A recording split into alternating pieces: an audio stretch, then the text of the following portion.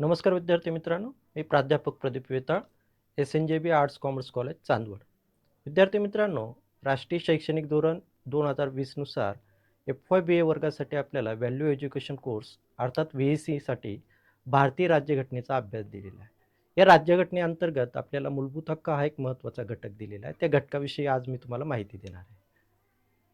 मित्रांनो, प्रामुख्याने भारतीय राज्यघटनेच्या तिसऱ्या प्रकरणात कलम 12 ते 35 मध्ये भारतीय नागरिकांसाठी 6 महत्त्वाचे हक्क दिलेले आहेत. परंतु मूळतः प्रश्न निर्माण होतो की मूलभूत हक्क म्हणजे काय आणि त्याचा हेतू काय? विद्यार्थी मित्रांनो, कोणत्याही लोकशाही देशामध्ये त्या देशातील नागरिकांचा सर्वांगीण विकास करायचा असेल आणि लोकशाही व्यवस्था बळकट करायची असेल तर त्यासाठी तेथील नागरिकांना मूलभूत हक्क देणं आवश्यक असतं. अर्थात भारतीय राज्यघटनेमध्ये देखील त्या प्रकारची व्यवस्था करण्यात आली. मग मूलभूत हक्क म्हणजे काय? तर जे हक्क राज्यघटनेमध्ये लिखित स्वरूपात दिलेले असतात आणि ज्या हक्कांना न्यायालयाचं संरक्षण असतं, असे हक्क म्हणजे मूलभूत हक्क असतात. भारतीय राज्यघटनेच्या तिसऱ्या प्रकरणात कलम 12 ते 35 मध्ये असे 6 महत्त्वाचे हक्क देण्यात आलेले आहेत. आता या मूलभूत हक्कांची काही प्रामुख्याने वैशिष्ट्ये जी आहेत, ती आपण भारतीय राज्यघटनेच्या अंगाने बघणार आहोत. भारतीय राज्यघटनेमध्ये प्रामुख्याने कलम 12 ते 35 मध्ये जे मूलभूत हक्क दिलेले आहेत, त्याचं विश्लेषण अतिशय सविस्तरपणे करण्यात आलं. याचं मुख्य कारण म्हणजे भारतीय समाजामध्ये असणारी वैविध्यता आणि ही वैविध्यता लक्षात घेऊन प्रत्येक भारतीय नागरिकाला मूलभूत हक्क उपभोगता यावेत यासाठी त्याचं विश्लेषण सविस्तरपणे देण्यात आलं. दुसरी महत्त्वाची बाब म्हणजे हे हक्क राज्यघटनेमध्ये केवळ लिखित स्वरूपात आहे याचा अर्थ ते प्रत्येक नागरिकाला मिळतीलच असं नाही. ते मिळण्यासाठी प्रामुख्याने त्याला न्यायालयाचं संरक्षण देण्यात आलं. याचा अर्थ असा की हे हक्क जर नागरिकाला प्राप्त झाले नाही तर अशा वेळी शासनावरती बंधनकारक आहे आणि कोणत्याही सामान्य नागरिकाला न्यायालयामध्ये त्या संदर्भात दादही मागता येते. मूलभूत हक्कांच्या संदर्भात तिसरं महत्त्वाचं वैशिष्ट्य म्हणजे हे हक्क अनिर्बंध स्वरूपात नाही. याचा अर्थ काय की त्याच्यावरती काही उचित बंधनं दिलेली आहेत. भारतीय राज्यघटनेमध्ये कलम 19(1) मध्ये आपल्याला अभिव्यक्ती स्वातंत्र्य आहे. अभिव्यक्ती स्वातंत्र्य याचा अर्थ दुसऱ्यावरती टीका टिप्पणी करणं किंवा दुसऱ्याची बदनामी करणं असं त्याचा हेतू होत नाही. तर त्याच्यावरती काही उचित बंधनं आहे. याचा अर्थ असा की आपल्या बोलण्याने प्रामुख्याने समाजामध्ये कोणत्याही प्रकारचं वितुष्ट किंवा संघर्ष होणार नाही, अशा प्रकारचं उचित बंधन. चौथी महत्त्वाची बाब म्हणजे भारतीय राज्यघटनेमध्ये प्रामुख्याने नागरिक याचा अर्थ सिटिझन आणि व्यक्ती याचा अर्थ पर्सन अशा पद्धतीचं वर्गीकरण करण्यात आले. या देशामध्ये राहणारा जो नागरिक आहे, त्या नागरिकाला राज्यघटनेने दिलेले सर्व 6च्या 6 हक्क उपभोगता येतील. परंतु परदेशातील एखादा व्यक्ती भारतामध्ये आला, तर अशा व्यक्तीला प्रामुख्याने त्याचं व्यक्तिगत सुरक्षितता, त्याचं धार्मिक स्वातंत्र्य जे आहे, त्याचा आस्वाद घेता येईल. मात्र त्या व्यक्तीला इथल्या राजकीय व्यवस्थेने नागरिकांना जे हक्क दिलेले आहेत, त्याची माग करता येणार नाही. 5वी महत्त्वाची बाब म्हणजे हे हक्क व्यक्तीला देतानाच काही संस्थांना देखील उपभोगता येतात. उदाहरणार्थ, भारतामध्ये प्रामुख्याने जो मीडिया आहे, मग तो प्रिंट मीडिया असेल किंवा इलेक्ट्रॉनिक मीडिया असेल, त्यांना व्यक्तीप्रमाणेच अभिव्यक्ती स्वातंत्र्य उपभोगता येतं. आणि सर्वात शेवटची बाब म्हणजे आणीबाणीच्या कालखंडामध्ये हे हक्क तहकूब केले जातात. आता आपण भारतीय राज्यघटनेमध्ये कलम 12 ते 35 मध्ये जे हक्क दिलेले आहेत, त्याविषयीची माहिती घेणार आहोत. विद्यार्थी मित्रांनो, प्रामुख्याने भारतीय राज्यघटना जेव्हा अंमलात आली, त्यावेळी मूलभूत हक्कांची संख्या ही 7 होती. परंतु 1978 मध्ये 44वी घटना दुरुस्ती झाली आणि त्या अंतर्गत प्रामुख्याने मालमत्तेचा हक्क कलम 31 मध्ये जो होता, तो काढून टाकण्यात आला आणि आता त्याला कलम 300 मध्ये वैधानिक हक्क म्हणून मान्यता देण्यात आलेली. आता आपण कलमानुसार त्याची माहिती घेणार आहोत. कलम 12 मध्ये प्रामुख्याने राज्य म्हणजे काय त्याचं विश्लेषण देण्यात आलेलं आहे. तर कलम 13 मध्ये मूलभूत हक्कांच्या विरुद्ध कोणताही कायदा करता येणार नाही, अशा प्रकारची एक व्यवस्था करण्यात आलेली. आता आपण कलम 14 ते 18 अर्थात समतेचा हक्क याच्याविषयीची माहिती घेणार आहोत. कलम 14 ते 18 मध्ये प्रामुख्याने कलम 14 मध्ये कायद्यापुढील समता दिलेली. याचा अर्थ या देशातील प्रत्येक नागरिक हा कायद्यापुढे समान आहे आणि श्रेष्ठ कनिष्ठ अशा प्रकारचा भाव नाही.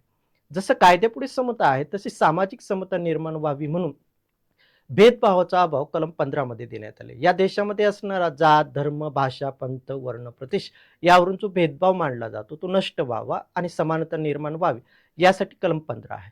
कलम 16चा विचार केला तर येथे संधीची समानता आहे. या देशामध्ये राहणाऱ्या प्रत्येक नागरिकाला राज्याच्या अंतर्गत असणाऱ्या विविध संधी ज्या आहेत ते प्राप्त करण्याचा अधिकार आहे. तर कलम 17 मध्ये प्रामुख्याने अस्पृश्यता निवारणाच्या संदर्भातील व्यवस्था करण्यात आलेली. कलम 18चा आपण विचार केला तर प्रामुख्याने पदव्यांची समाप्ती करण्यात आली. परंतु याला एक अपवाद दिलेला आहे. शैक्षणिक स्वरूपाच्या किंवा लष्करी पदव्या ज्या आहेत त्या मात्र सामान्य भारतीय नागरिकाला प्राप्त करता येतील, परंतु उगीच ज्या पदव्यांमुळे समाजामध्ये भेदभाव निर्माण होईल अशा प्रकारच्या पदव्या देता येणार नाही. पुढच्या महत्त्वाच्या कलमाकडे आपण वळणार आहोत. कलम 19 ते कलम 22 पर्यंत प्रामुख्याने स्वातंत्र्याचा हक्क देण्यात आलेला आहे. यामध्ये कलम 19 चा विचार आपण केला तर यात 6 प्रकारचे स्वातंत्र्य आहेत. मग ते अभिव्यक्ती स्वातंत्र्य असेल, शांततापूर्ण निःशस्त्रपणे सभा घेण्याचं स्वातंत्र्य असेल, संघटना स्थापन करण्याचं स्वातंत्र्य असेल, संचार स्वातंत्र्य असेल, वास्तव्य स्वातंत्र्य असेल किंवा व्यवसाय स्वातंत्र्य असेल, या प्रकारचे स्वातंत्र्य देण्यात आलेले. तर कलम 20 मध्ये प्रामुख्याने या 6ही स्वातंत्र्याच्या संरक्षणाची व्यवस्था केलेली. म्हणजे कोणत्याही व्यक्तीवरती गुन्ह्याची नोंद झाली असेल तर एका गुन्ह्यासाठी एकापेक्षा जास्त वेळा शिक्षा होऊ नये किंवा गुन्ह्याच्या संदर्भातील असणारी कायद्याची चौकट तेथे पाळली जावी. कलम 21 चा आपण विचार केला तर प्रामुख्याने कोणत्याही व्यक्तीचं जे जीवित स्वातंत्र्य आहे ते कायद्याच्या चौकटीशिवाय हिरावलं जाणार नाही. प्रामुख्याने आपण कलम 21 चा विचार केला तर ही कलम प्रामुख्याने 86 नुसार 86वी जी घटना दुरुस्ती झाली 2002 मध्ये, त्यानुसार वय वर्ष 6 ते 14 वर्षाखालील लहान मुलांना प्रामुख्याने सक्तीच्या आणि मोफत शिक्षणाचा हक्क देण्यात आलेला आहे. कलम 22 चा आपण विचार केला तर कोणत्याही व्यक्तीला प्रामुख्याने अटक करताना त्याला का अटक होते याची कारणं सांगावी लागते, त्याशिवाय अटक करता येणार नाही. तर पुढील कलमांकडे आपण वळणार आहोत. प्रामुख्याने शोषणाविरुद्ध दाद मागण्याचा हक्क, अर्थात कलम 23 आणि 24. कलम 23 मध्ये प्रामुख्याने या देशामध्ये आता माणसांची खरेदी विक्री होणार नाही किंवा वेठबिगारी जी पद्धती आहे त्याला मनाई करण्यात आली. तर कलम 24 चा आपण विचार केला तर 14 वर्षाखालील लहान मुलांना कोणत्याही धोक्याच्या ठिकाणी कामास लावता येणार नाही. यालाच आधारित आपल्याकडे प्रामुख्याने बाल कामगार प्रतिबंधक कायदा जो आहे तो करण्यात आलेला आहे. त्या पुढच्या कलमाचा आपण आता विचार करूया. प्रामुख्याने धार्मिक स्वातंत्र्याचा हक्क जो आहे तो कलम 25 ते 28 मध्ये देण्यात आलेला आहे. यात प्रामुख्याने कलम 25 चा आपण विचार केला तर प्रत्येक व्यक्तीला त्याच्या इच्छेनुसार कोणताही धर्म स्वीकारण्याचा, त्याचा आचरण पालन प्रसार करण्याचा अधिकार आहे. कलम 26 नुसार धार्मिक स्वरूपाची जी संस्थान आहे ती स्थापन करणं, त्याचा कारभार पाहणं याचा अधिकार देण्यात आलेला आहे. कलम 27 चा विचार केला तर कोणत्याही धार्मिक कार्यक्रमासाठी प्रामुख्याने सक्तीने कोणत्याही प्रकारचा निधी गोळा करता येणार नाही ही व्यवस्था त्यात केलेली आहे. तर कलम 28 मध्ये प्रामुख्याने ज्या संस्थांना शासकीय अनुदान मिळतं अशा ठिकाणी धार्मिक शिक्षणाला विरोध करण्यात आलेला आहे. त्यानंतर प्रामुख्याने सांस्कृतिक आणि शैक्षणिक हक्काचा विचार आपण करूया. भारतीय राज्यघटनेमध्ये कलम 29 आणि 30 मध्ये प्रामुख्याने सांस्कृतिक आणि शैक्षणिक स्वरूपाचा हक्क देण्यात आले. यात कलम 29 चा आपण विचार केला तर प्रत्येक भारतीय नागरिकाला स्वतःची विशिष्ट भाषा असेल, लिपी असेल, संस्कृती असेल ही जतन करण्याचा अधिकार आहे. तर कलम 30 मध्ये प्रामुख्याने धार्मिक किंवा भाषिक आधारावरती नागरिकांना अल्पसंख्याक स्वरूपाच्या संस्था स्थापन करण्याचा अधिकार आहे.